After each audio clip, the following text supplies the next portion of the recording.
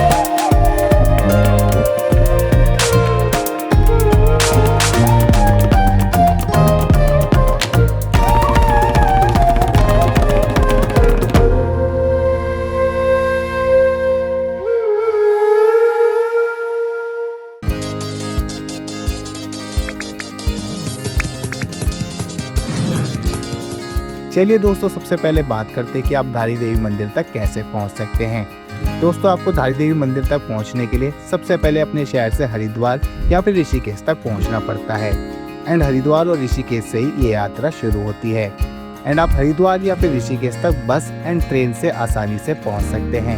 इन दोनों शहरों तक के लिए आपको भारत के कई बड़े शहरों से बसेस एंड ट्रेन की काफ़ी अच्छी कनेक्टिविटी देखने को मिल जाती है। धारी देवी मंदिर रुद्रप्रयाग और श्रीनगर के बीच में स्थित है, इसलिए आपको हरिद्वार और ऋषिकेश से धारी देवी मंदिर तक के लिए बसेस मिल जाती हैं। आप चाहें तो श्रीनगर जाने वाली बस ले सकते हैं या फिर रुद्रप्रयाग जाने वाली बस में भी बैठ सकते हैं। मैंने भी अपना ये सफ़र ऋषिकेश बस स्टैंड से शुरू किया। गुड मॉर्निंग दोस्तों, आज हम खड़े हैं ऋषिकेश के बस स्टैंड पर और यहीं से हमें रुद्रप्रयाग के लिए निकलना है। यहीं से गवर्नमेंट बसेस चलती हैं जो कि यहाँ से चलती हैं, जो कि रुद्रप्रयाग तक जाती है। ऋषिकेश से रुद्रप्रयाग की दूरी 135 किलोमीटर की है। बाकी आपको ऋषिकेश से ही बद्रीनाथ धाम और केदारनाथ धाम तक के लिए भी बसेस मिल जाती हैं, तो आप यहाँ से बसेस के थ्रू भी केदारनाथ धाम या बद्रीनाथ धाम तक जा सकते हैं। तो चलिए अब चलते हैं ऋषिकेश से रुद्रप्रयाग के इस खास सफर पर। ऋषिकेश से रुद्रप्रयाग तक जाने के लिए आपको प्राइवेट एंड गवर्नमेंट दोनों बसेस मिल जाती है। हम गवर्नमेंट बसेस के थ्रू गए थे, जिसमें हमारी 254 रुपये पर पर्सन की टिकट लगी थी। दोस्तों, इस बस के सफर के बीच रास्ते में देवप्रयाग संगम के भी खूबसूरत नज़ारे देखने को मिलते हैं और रास्तों के ये खूबसूरत नज़ारे आपकी यात्रा को और भी मेमोरेबल बना देते हैं। ये बस आपको धारी देवी मंदिर के सामने से ही रुद्रप्रयाग तक के लिए ले जाती है। लगभग 5 से 6 घंटे में ऋषिकेश से हम पहुंच जाते हैं उत्तराखंड के धारी देवी मंदिर पर। ये बस हमने रुद्रप्रयाग तक के लिए ली थी, जिसमें हम रुद्रप्रयाग से कुछ डिस्टेंस पहले ही धारी देवी मंदिर पर उतर गए। मंदिर के बाहर की तरफ ही काफ़ी सारी शॉप्स भी बनी हुई हैं, जहाँ से आप मंदिर में ले जाने के लिए पूजा का प्रसाद भी ले सकते हैं। ये मंदिर अलकनंदा नदी के बीचों बीच स्थित है, जिसकी वजह से ये स्थान और भी ज़्यादा खूबसूरत लगता है। तो अभी हम जा रहे हैं धारी देवी मंदिर में दर्शन करने के लिए। देखते हैं किस तरह की दर्शन की प्रक्रिया रहती है। हमें इस रास्ते से होते हुए जाना है, जो कि नीचे की ओर जा रहा है मंदिर की तरफ। ये अलकनंदा नदी बह रही है, उसके बीच में ही स्थित है धारी देवी जी का मंदिर, जो कि काफ़ी खूबसूरत लगता है और अलकनंदा नदी में नाव की सवारी भी हो रही है। मंदिर काफ़ी खूबसूरत बना हुआ है, जो कि धारी देवी जी को समर्पित है। लगभग 500 से 600 मीटर नीचे हो जाकर मंदिर में दर्शन करने होते हैं। काफ़ी लोग इस खूबसूरत व्यू के साथ फोटोज भी खिंचवाते हैं और रास्तों में इन नगाड़ों की आवाज़ सुनकर मन को काफ़ी अच्छा लगता है।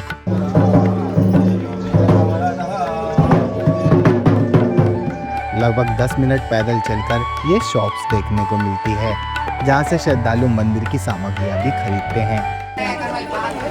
मंदिर से पहले जूते चप्पल आप यहाँ उतार सकते हैं। अब चलते हैं धारी देवी मंदिर में दर्शन करने के लिए।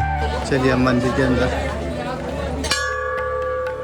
चलते हैं दर्शन करने। नीचे की तरफ बीच बना हुआ है जिसे मिनी गोवा बीच भी कहते हैं, और यहीं पर लोग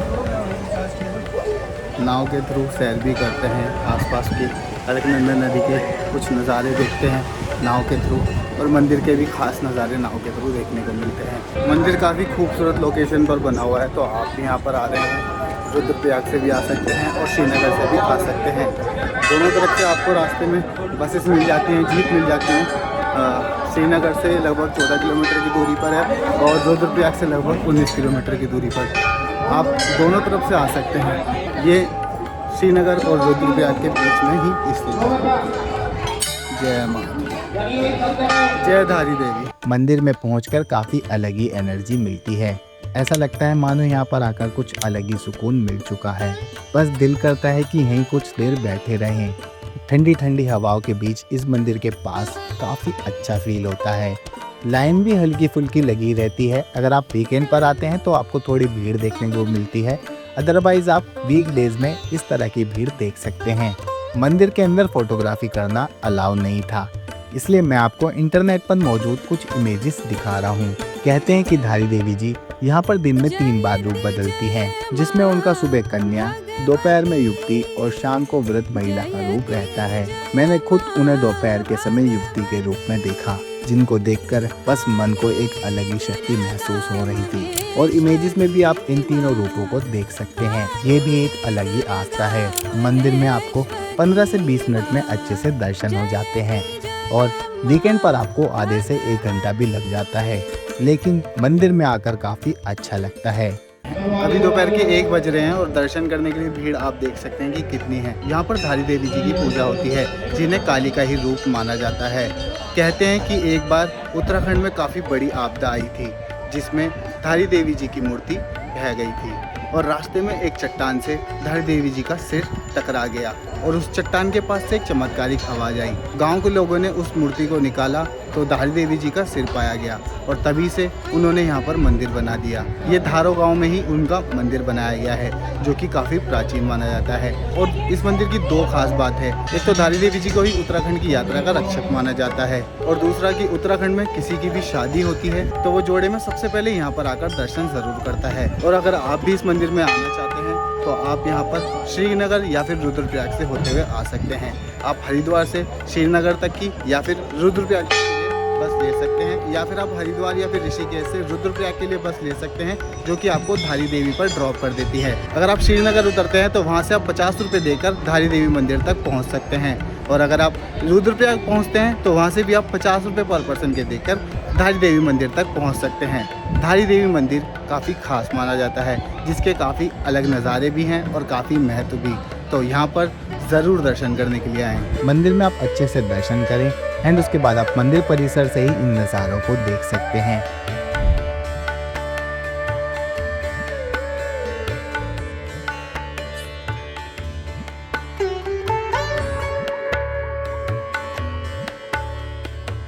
एंड यहाँ पर आप नाव की सवारी भी कर सकते हैं। मंदिर के पास ही एक छोटा सा बीच है, जहाँ पर लोग कुछ देर एंजॉय करते हैं। इसे गोवा बीच के नाम से भी जाना जाता है। तो चलिए दोस्तों, अब बात करते हैं कि आप मंदिर के आसपास में कहाँ पर अपनी ठहरने की व्यवस्था कर सकते हैं। दोस्तों, ठहरने के लिए आपको होटल्स धारी देवी मंदिर के पास में मिल जाते हैं, जहाँ पर आप 800 रुपये से लेकर 1000 रुपये तक में स्टे कर सकते हैं। लेकिन यहाँ पर आपको ऑप्शन थोड़े कम ही मिलते हैं, इसलिए भीड़ पर भी डिपेंड करते हैं इसके प्राइस। उसके अलावा आप रुद्रप्रयाग की ओर जाएंगे तो रुद्रप्रयाग में भी आपको होटल्स एंड होम स्टे मिल जाएंगे। एंड अगर आप वापस श्रीनगर की ओर जाना चाहते हैं तो आप वहाँ पर भी अपने ठहरने की व्यवस्था कर सकते हैं। इन दोनों जगह पर आपको 800 रुपये से लेकर 1000 रुपये तक में होम स्टे एंड होटल्स देखने को मिल जाते हैं। एंड ऑप्शन यहाँ पर आपको थोड़े ज़्यादा देखने को मिलते हैं धारी देवी मंदिर के पास के कंपैरिजन में। एंड अगर इस यात्रा के दौरान खाने पीने की व्यवस्था की बात करें तो आपको यहाँ पर मंदिर के सामने की ओर ही काफ़ी सारे रेस्टोरेंट देखने को मिल जाते हैं, जहाँ पर आप अपने खाने पीने की व्यवस्था कर सकते हैं। यहाँ पर आपको एक नॉर्मल थाली की कॉस्ट 100 रुपये से लेकर 150 रुपये तक की आती है। और यहाँ पर आपको हर तरीके का खाना मिल जाता है। तो इसी के साथ आपकी ये यात्रा समाप्त हुई। जय धारी देवी मैया की। तो दोस्तों ये थी धारी देवी मंदिर की यात्रा।